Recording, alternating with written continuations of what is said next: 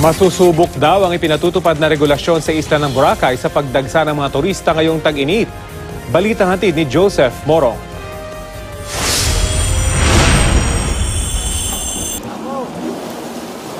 Sa Katiklan Jet Report, ipinatutupad pa rin ang patakarang inilatag ng buksang muli ang isla ng Boracay, Oktubre ng isang taon. Kailangan pa rin ipakita ng mga turista ang confirmed booking nila sa mga hotel na accredited ng gobyerno.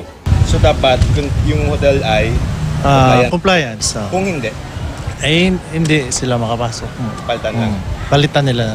May mga day pass pa rin. Nag-a-adjust pa sila, so may mga rough edges pa, pero okay naman. Swim. Swim? What else? Swim. Party? 14? Party? 14? Paano party? Paano party? Party. Tag-init na, sabi ng Pag-asa, o summer sa karamihan. Kaya inaasahang dadagsain ng mga turista ang mga tourist spot katulad na lamang nitong Boracay. Masusubukan ang mga patakarang ipinatutupad ngayon sa isla dahil sa rehabilitasyong ginawa dito.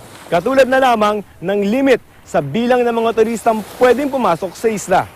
6,405 yan kada araw, pero may mga araw nitong Marso na lumampas sa bilang na yan ang dumating tulad ng March 16 na umabot sa 7,343. Dapat talaga hindi lumagpas. Pinanindigan na po natin yan at yun na po ang gagawin natin to be sure na ma-maintain natin yung pinaghirapan natin dito sa Boracay. Sa datos ng Municipal Tourism Office ng isang taon, kahit sarado ang isla, ng 6 na buwan, umabot sa halos 1 milyong mga lokal at banyagang turista ang dumating sa Boracay. Pinakamarami ang mga Pilipino, kasunod mga Chinese, pangatlo ang mga Korean. Mas maganda siya ngayon, tsaka konti lang yung tao, malinis, saka mas maraming makakapaglakwat tsaka ng maayos. Pero kahit 5 buwan na nakalilipas simula ng buksan ng Boracay, may mga kalsada pa rin kinukumpuni.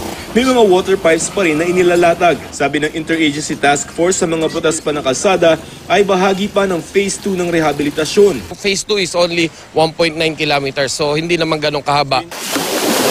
Ang lumot na para sa ilan ay senyalis ng problema ay tila nagpapakita na naman. Wala raw dapat ikabahala ang publiko, sabi ng DENR. Abril ng isang taon, ganito kadami ang lumot sa White Beach sa Boracay. Yung lumot, no, basically, if you will ask the people here, this is a natural phenomenon, no? But what's the difference? Yung lumot natin ngayon, iba yung kulay niya. It's green, no? Dati, dark green siya na para bang malapit na sa itim. Joseph Morong, GMA News.